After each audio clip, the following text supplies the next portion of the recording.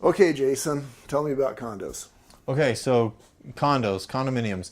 This is a zoning classification by the city. This isn't if it's single stacked, double stacked, if it's in the middle. Um, you can actually have single family residents that are condominiums.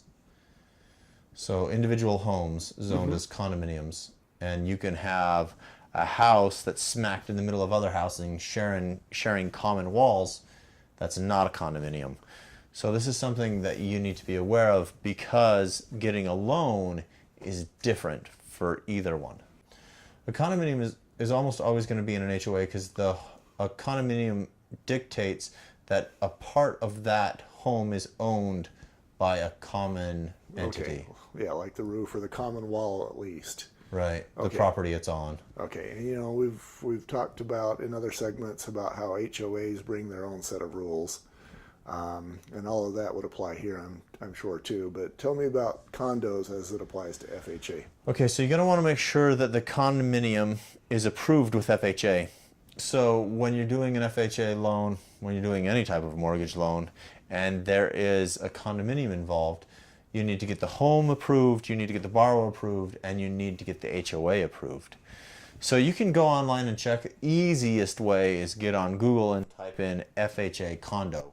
Enter, and it will take you to the condo approval site where you can type in some terms and find out if it has a current approval with Federal Housing Administration, so you can get a loan on it.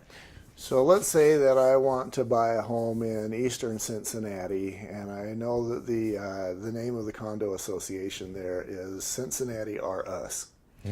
And so I'm going to get on Google and I'm going to type in that search language. If Cincinnati R Us Condo Association is approved by FHA, are they going to be on that list? They'll be on that list with how long the approval is good for. Okay, that's going to be a long list. No, because you'll search by the condominium name and by the county or city as well. So if you search the whole state, you'll get a few there. But typically, you have more of a problem finding the correct spelling or spacing in the name of the condominium, and nothing comes up. So give me a call your lender, have them check. That's the easiest way. But if you want to look at it, you fumble your way through that. It's not that hard. Okay. You're not going to break anything. Yeah, whose job is that primarily? Is that the mortgage guy's job primarily? I know that... To find the condo approval? Yeah. Yeah, it's absolutely your mortgage guy's job. He needs a copy of that approval for the file so his underwriter knows it's approved. Okay. So that's not something you have to add to your list. It's just something that's in your tool belt in case something's going wrong, or just to feel like you're ahead of the game. A few times I've had a condominium list that's eligible for an FHA loan when in fact it is not. So if you are going to list a home, you can go on and check, or at least know to check with your lender to see if it is approved and how long the approval is for.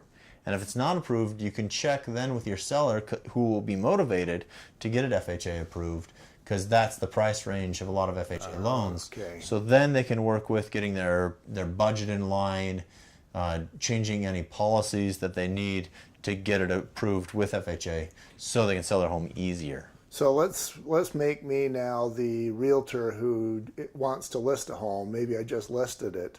And I guess I could call you the mortgage guy and say, hey, is this home doable for FHA?